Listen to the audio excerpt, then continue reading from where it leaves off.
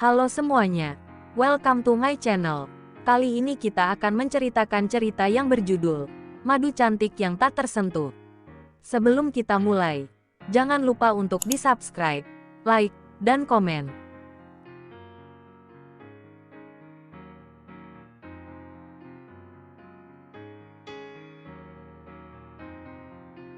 Episode 69, Perempuan Cantik. Ia mendadak gelisah karena teringat pria itu. Namun, lagi-lagi Belva selalu menepis perasaan itu. Ada rasa ragu karena takut kembali berlabuh di hati yang salah. Itu sama saja akan membuka luka lama yang sangat menyakitkan. Keesokan paginya, Belva sudah tampak rapi dan segar. Ia menemui neneknya yang sudah menunggu di meja makan. Bagaimana tidurnya? Enak dan nyaman, kan? Sapa hangat Oma Tara. Alhamdulillah nyenyak dan nyaman sekali. Ingat zaman kecil, Belva terkekeh. Tentu saja ia bisa tidur dengan enak. Karena bebannya setiap malam kini sudah tidak ada. Hari ini kegiatanmu apa saja, nak? Tanya Oma Tara di sela-sela sarapan. Mata Belva menerawang dan kemudian menjawab. Niatnya hari ini aku mau ke pondok. Ketemu sama Hajah Ida. Aku udah buat janji sama beliau mau minta bantuan mengurus perizinan cabang butik baru. Oma Tara mengangguk. Bagus itu. Oh ya, kenapa kamu tidak ajak sekretaris pribadimu itu? Bukankah kemanapun kamu pergi, dia harusnya ada bersamamu? Cindy aku tugaskan untuk membantu Tigor dan ibunya di cabang Bali. Karena sebagian sahamnya ada pada Bu Maria. Kalau di sini, aku fokus sendiri saja. Dan berniat merekrut alumni santri di pondok yang kata Hajah Ida masih banyak yang menganggur. Belva tersenyum manis. Itu memang salah satu planningnya di tempat ini. Ide yang bagus dan mulia. Memang di sini masih banyak lulusan pondok yang menganggur. Bingung katanya mencari pekerjaan zaman sekarang agak susah. Kebanyakan kualifikasi yang kurang tepat. Harus cantik dan seksi katanya biar cepat dapat kerjaan. Oma Tara menggeleng pelan. Belva hanya tertawa kecil, karena sekarang makin banyak perusahaan dan tenaga kerja asing. Jadi, persaingan semakin ketat. Tapi sebetulnya peluang kerjaan itu masih banyak, kok. Hanya kita memang harus pandai-pandai saja. Apalagi sekarang itu sedang tren bisnis secara online. Benar sekali. Oma senang mendengar kamu akan membuka butik sekaligus membuka lapangan pekerjaan. Kamu akan membantu banyak orang. Omong-omong, jenis butik kamu itu masih tetap gaun pengantin? Tanya Oma Tara. Rencananya sih masih sama tentang attire pengantin, Oma. Tapi aku mau lebih mendominasi tentang busana muslim juga. Jadi nanti tuh butiknya aku buat 3 lantai. Yang pertama khusus pakaian muslim, seperti gamis, tunik-tunik. Terus lantai 2 aku buat khusus hijab-hijab, dari berbagai model. Dan di lantai 3 baru deh aku khususkan untuk fashion bridal. Belva sangat bersemangat menjelaskan. Karena ada beberapa make-up artis yang ingin bekerja sama denganku dalam pembuatan gaun perdana untuk klien mereka. Jadi, sekalian saja aku gabungkan di tempat yang sama. Belva melanjutkan. Oma Tara tertegun mendengarnya, sangat bersyukur melihat kegigihan cucunya dalam berkarir. Sebagai orang tua ia hanya mendoakan dan memberikan dukungan saja. Semoga lancar ya, nak. Oma Tara menyemangati. Terima kasih, Oma. Belva kemudian berpamitan. Saat itu ia pun sudah mulai mengenakan hijab pasmina meskipun belum ditutup sempurna. Pakaiannya pun lebih sopan dan tertutup. Belva langsung bergegas menuju pondok pesantren untuk bertemu dengan Hajah Ida, istri dari Kiai Rahman. Assalamualaikum. Waalaikumsalam. Belva disambut hangat oleh Hajah Ida yang memang tengah menunggunya. Mereka duduk bersama di ruang tamu. Rumah Kiai Rahman sendiri bersebelahan dengan pondok pesantren. Cukup besar dan nyaman. Gimana sidang kemarin? Tanya Hajah Ida seraya memberikan suguhan. Alhamdulillah, lancar. Hanya saja, setelah itu Rafin mengalami kecelakaan. Belva tersenyum miris. Hajah Ida mengangguk. Pasalnya ia juga sudah mendengar berita kecelakaan maut yang dialami oleh Rafin. Ia pun sangat prihatin. Bagaimanapun, Rafin adalah kerabat dekat mereka. Semoga dia segera pulih dan diberikan kesehatan kembali. Dan untuk orang tuanya semoga saja selalu diberikan ketabahan. Saya sebenarnya sangat kasihan dengan Givari dan Susan. Rafin itu adalah satu-satunya yang mereka miliki. Jelas pasti sangat kecewa ketika melihat putranya itu justru tersesat dalam hidupnya, kata Hajah Ida. Mungkin ini hanya sebagai ujian keimanan untuk mereka. Kita hanya bisa mendoakan yang terbaik saja.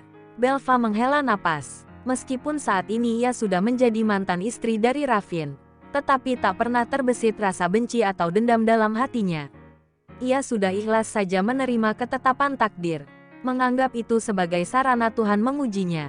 Kemudian perbincangan keduanya kini beralih pada tujuan Belva bertamu pagi-pagi. Ia meminta bantuan pada Hajah Ida untuk mengurus perizinan pembangunan tempat usaha untuk butiknya yang akan dibangun tidak jauh dari pondok pesantren. Kebetulan masih ada lahan kosong yang dekat dengan jalan raya utama. Belva membelinya dan kemudian akan membangun butik 3 lantai di sana. Tentu saja Hajah Ida memiliki banyak koneksi untuk mempermudah urusan Belva. Ia pun bersedia membantu dan mendukung penuh apa yang akan dilakukan oleh wanita itu. Di sini pun memang masih banyak yang menganggur. Nak Belva, beberapa alumni santri masih ada yang mengeluh kesulitan mendapatkan pekerjaan yang pas. Ya semoga saja, dengan niat baik kamu ini bisa mendatangkan berkah untuk mereka. Hajah Ida tersenyum hangat. Amin, memang itu niat aku, Bu. Menciptakan lapangan kerja bagi mereka yang sangat membutuhkan. Oh ya, omong-omong Kiai Rahman kemana, Bu? Tanya Belva. Sedari tadi ia memang tidak melihat pria tua itu. Kiai sedang di pondok. Sejak subuh beliau sudah full sedule untuk mengisi kajian pagi dan mengajar, ujar Hajah Ida.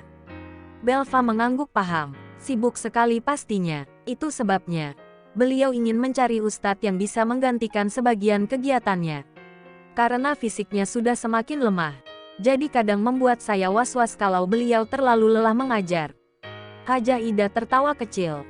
Mendengar itu, Belva langsung teringat dengan perbincangannya bersama Kiai Rahman tempo hari, yang mengatakan akan mendatangkan seorang ustadz untuk menggantikan posisinya di beberapa kegiatan pondok. Tentu saja yang Belva ingat adalah sosok pria yang semalam sempat ia rindukan. Nak Rizwan itu pria yang sangat baik dan soleh.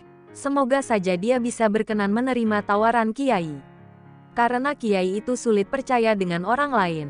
Dan menurutnya Nak Rizwan itu orang yang tepat untuk mengisi posisi tersebut. Dengar-dengar, beliau juga berniat untuk membuka sebuah usaha di dekat sini. Jelas Hajah Ida. Belva melebarkan mata tampak tertegun. Oh ya, Nak Rizwan berniat membuka toko buku di sekitaran sini. Membuka peluang kerja untuk para lulusan santri dan anak muda lainnya yang masih kesulitan mendapatkan pekerjaan. Atau, untuk mereka yang sedang mencari penghasilan tambahan, papar Hajah Ida. Belva tentu saja terharu mendengarnya. Tak menyangka, pria itu pun memiliki misi yang sama dengannya. Bahkan, Belva jadi bersemu sendiri saat menduga Rizwan pasti akan menetap di sini dalam waktu lama. Itu artinya tak menutup kemungkinan mereka akan sering bertemu.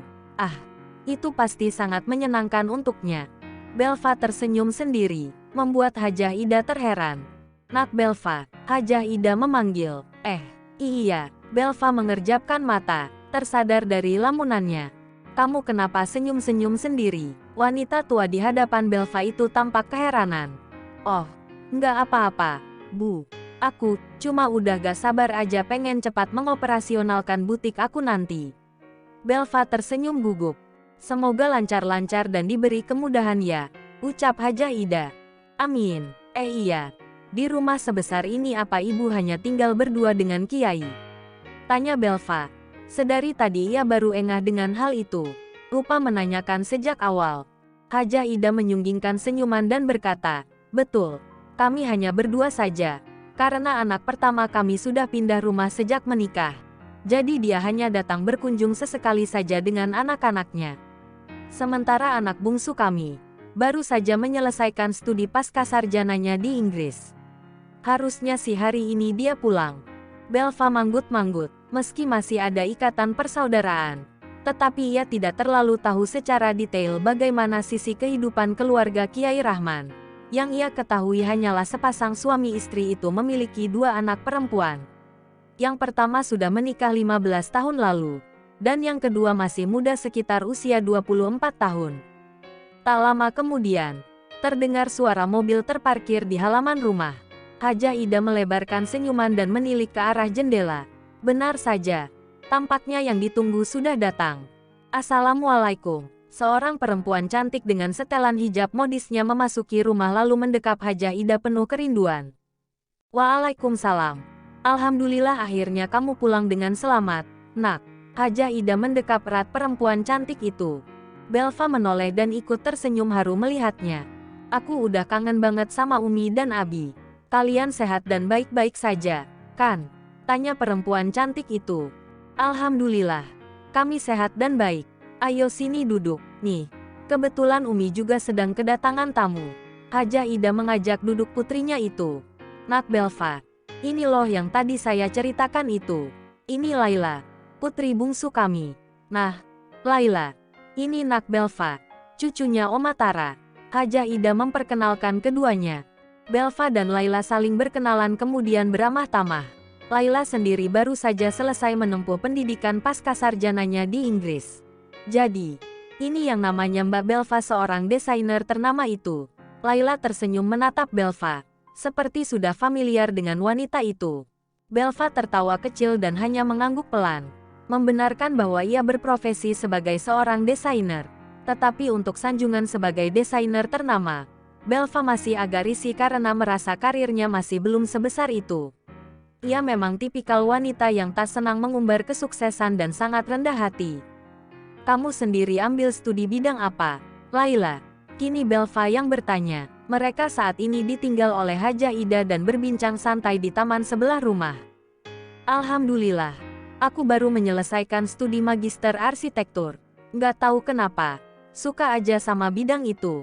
Padahal Umi sama ayah pengennya aku jadi dokter. Laila terkekeh. Dia tipikal perempuan yang baik, santun, juga cepat akrab. Wah, bagus sekali. Prospek kerjanya juga bagus pasti ya, kata Belva. Mereka memang bukan saudara yang dekat, bertemu pun jarang sekali.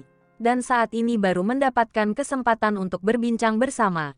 Alhamdulillah deh pokoknya. Oh ya, dengar-dengar Mas Rafin abis terkena musibah ya. Aku turut prihatin ya, Mbak. Padahal kalian kan masih pengantin baru. Semoga selalu diberi kesabaran ya, ucap Laila. Tampaknya ia memang belum mengetahui kisah Belva dan Rafin yang sesungguhnya sudah berakhir.